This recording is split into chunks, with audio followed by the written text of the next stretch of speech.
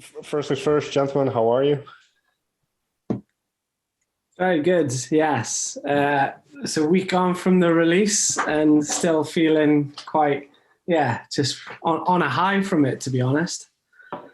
What is that like to know that you have an album out, and especially thinking of when you started in your bedroom making music or something like that? Yeah, it's kind of crazy. It's been a long journey that COVID obviously prolonged and made so much more painstaking. I was telling my wife on release day, I said, 10 years ago when I started playing music, I remember thinking to myself, if I can just make an album one day that I can show my kids, then I'll be happy. So hopefully there's a lot more to come in the journey than just one album. Hopefully now there's a whole catalog of albums on their way, but if nothing else, we're just happy to be on the journey doing what we're doing. So if we go to the beginning of where kind of the three of you connected and started making music together, do you remember a gig or a show or something that you went to, the three of you, that really had a big impact on you? That's a great question. Well, we kind of like, I'm Sam, I'm the lead singer, and then the guitarist is Ben, and he's my brother. Mm-hmm. So we kind of grew up. Ben was always in the cool bands, and I always wanted to be in, but he didn't let me. And then me and Nathan were in this music project, and then Ben wanted to join that, and we let him in that. And then so from there, it kind of like evolved into this. But I'd say, I don't know if there was a gig. I think the big thing that happened is we played a show as this music project. You know, it would have been almost like 8 years ago or 7 years ago, and we were playing like just old school, like blues, rock, bit of folk stuff. And then it was great. But then on the way home, me, Ben, and Nath were all listening to the new Bring Me Horizon album. And like, okay, there's total kind of like, we loved that music, but we were playing this. And I think when there was an opportunity to step into this genre and to really kind of write this music that we wanted to, we jumped at it, and that was when Baptist first came along. Mm-hmm. And then from there, it's just grown from there. But it's interesting that, and this is mentioned before about you guys, but that is then the basis for where that eclectic nature of the band comes from, where you do have all these different kinds of influences and musical backgrounds. So when you do mention Bring the Horizon, but when you started to write those songs in this capacity that you're in now, what's kind of the future still, or did you start from a blank slate in a way that anything would be possible in terms of songwriting? When we kind of, there was kind of not a definitive moment or conversation, but there was like a realization that as we were growing in music together, that we all grew up listening to the same stuff and were influenced by the same stuff, but weren't playing that music. So there was like, just a kind of, guys, what we doing here? Like we're not, none of us are working on something that we're actually like, I would listen to. Like we were playing music, I'm like, I'm not going to listen to this. This isn't what I'm into. So it's nice now to kind of write music that is influenced by what we listened to growing up and what we still love today. I was watching Linkin Park playing Milton Keynes last night on YouTube. I just sat down and watched the whole thing, and I was like, oh, this is so epic. Like this is what I want in music, you know? And so when it comes to writing now, there's kind of not so Ben, our lead guitarist, Sam's brother, he does a lot of the music bed, the foundation and the production elements at the start. Typically it starts with some like programming and synth stuff, can start with a riff. Sometimes it comes out of something that Sam has written. But it usually starts with that music bed, and the influences from that are just far and wide, really, from Linkin Park, Bring Me, Billie Eilish, Architects. It's kind of got a rich background of where we're pulling inspiration from in that. You say so Baptist was one of the first songs that came up once you started working this way, and Baptist is on the album. So if you go through the rest of the songs, can you yourself hear the development that you've made from that point? Yeah, I mean, it's like, I'd say I won't use the word glaring, but it's close to that for us personally. And we hope that like, I guess for our first album, like Nathan said, you know, things slightly delayed because of COVID. It was also delayed because we were on tour. We had an opportunity to tour. So that's obviously a good reason to kind of delay it. But yeah, essentially we wrote Baptist and had a demo of it about almost 3 years ago now. Mm. So from that point to now, like we recorded 3 songs last November, and they were all written in the summer. It wasn't like we had all the songs 3 years ago and then just sporadically wrote them. But I think for me, like, I hope that people see the journey. We haven't put them in order so that it's chronological, but the whole purpose of this album and the whole theme of this album is like, yes, this is taken, you know, technically 3 years to produce, but and we've been hit by a pandemic, we've been hit by, you know, like job loss, loads of different stuff that has happened personally with us, gone through a record deal and the kind of what happens with that. And just no matter what happens along the way, like that's the theme, is like we never die. We never want to stop going. We just never want it to end because we love it. No matter kind of what the journey is, we just want to keep on going. And so hopefully people see that in the journey when they listen to, Baptist. And then I hope It Never Ends was the last one we wrote. So, yeah.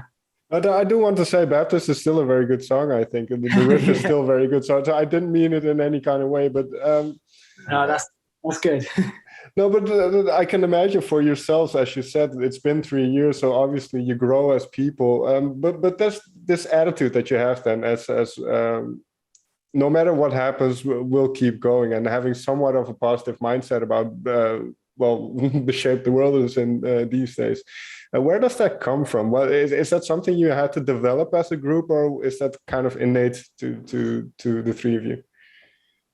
I think we're passionate about legacy and like that, you know, I was explaining to a journalist the other day that like, no matter what we believe about the afterlife, ultimately our legacy lives on and never dies. And so it's kind of worth thinking about. It's kind of worth thinking about the life we live. It's kind of worth thinking about the legacy we're leaving in a bunch of different things, whether it's with family, friends, relationships, or carbon footprint, or whatever it may be, right? We've all got a responsibility. We're all leaving a legacy, whether we like it or not.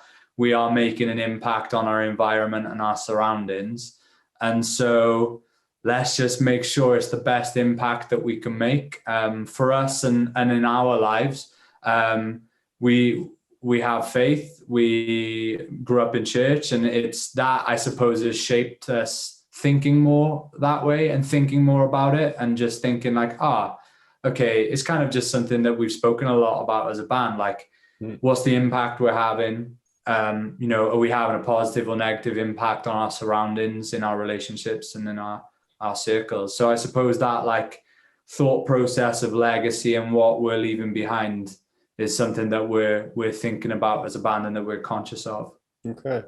And what I find it very interesting then, because I went through the lyrics a little bit as well, is that you don't see this process as something that is very natural or happens from one day to the other. You do struggle in life, and there is a lot to overcome. And it's not always going to be as you hoped it would be.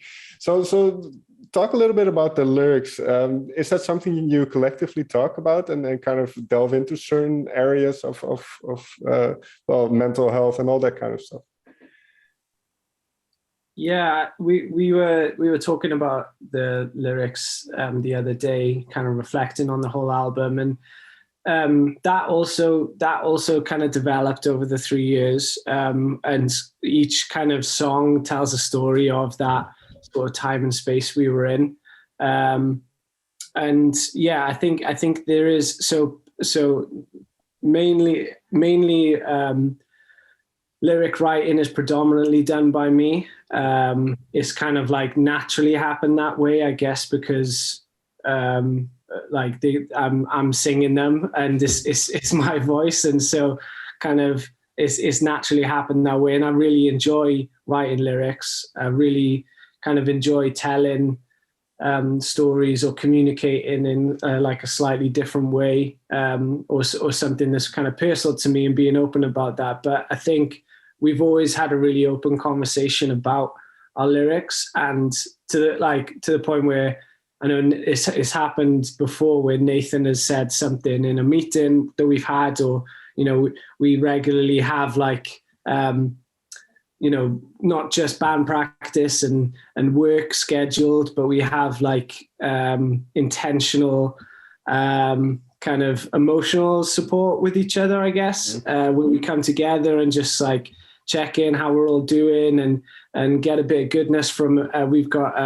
a guy that works with us called Martin, and he's like our emotional, spiritual, mental guru almost. And so we get a lot of goodness from him. And in those moments, that's where a lot of like the real kind of depth stuff comes from. So although it's predominantly written by me, it is a very kind of communal effort, and the boys are really good at refining the process as well, and just testing things. I think we've got a good enough working relationship that if something doesn't make sense or doesn't quite work, people are easy to say that. And I might push back and be like, no, it definitely means this. I'm really passionate about it. But that again is like the refining process.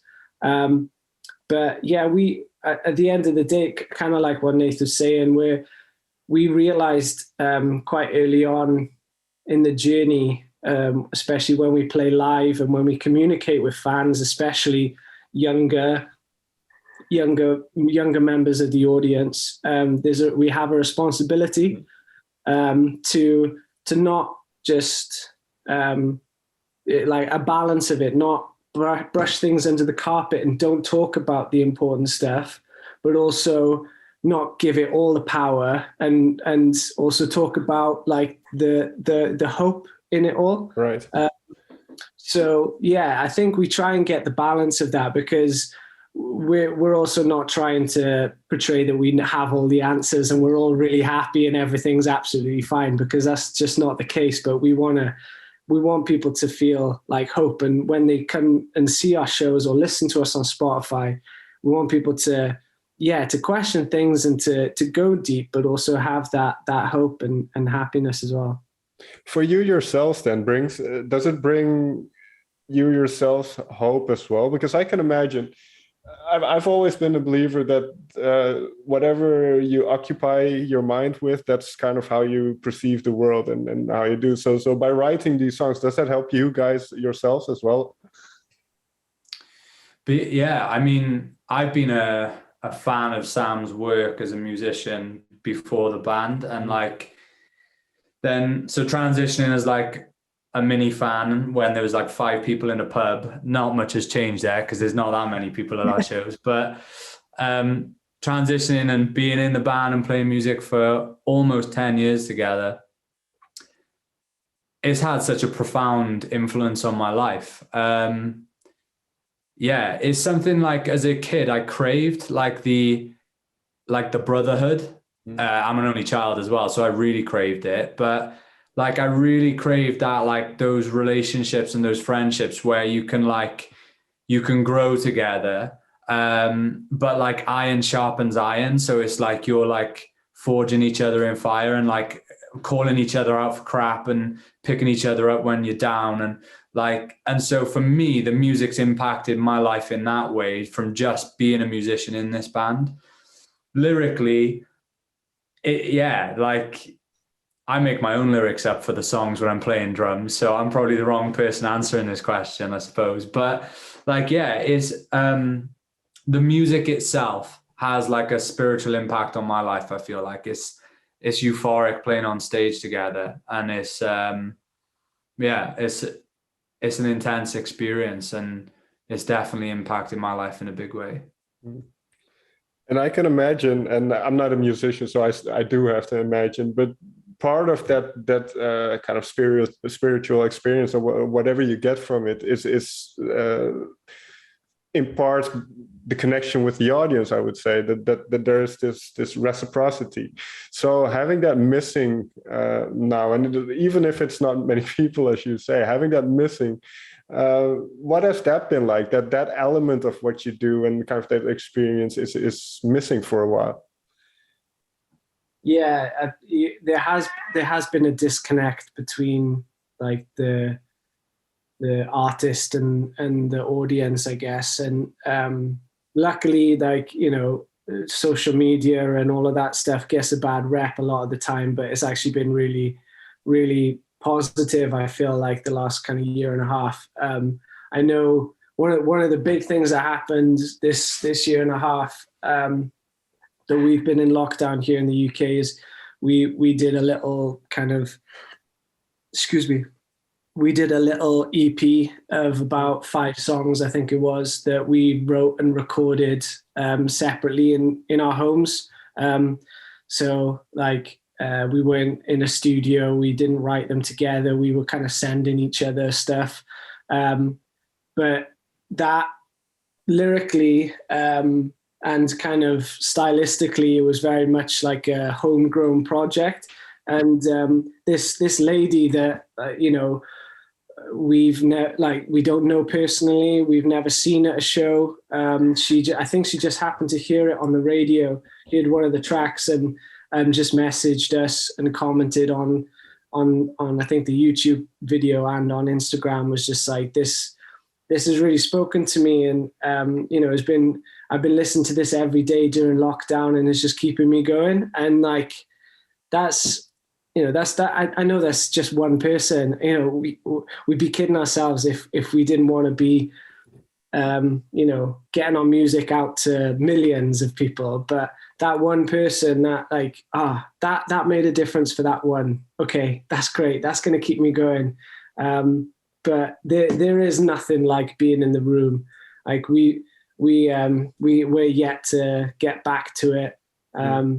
We were on a 3-month American tour. We were on a tour that was supposed to happen for 3 months, and we were 2 weeks in and had to fly home. And so we had a little glimpse of that. And like, so yeah, we're really, really itching to get going. But the support has been amazing. Like, people have still encouraged us, and yeah, the response to the album as well has been amazing. You know, people that we've never spoken to before, or old friends that, you know, I went to school with, have messaged me like, "Oh, bro, checked out your music. This is sick. Like, really, really proud of you," and stuff. And it's like, oh, wow. Yeah.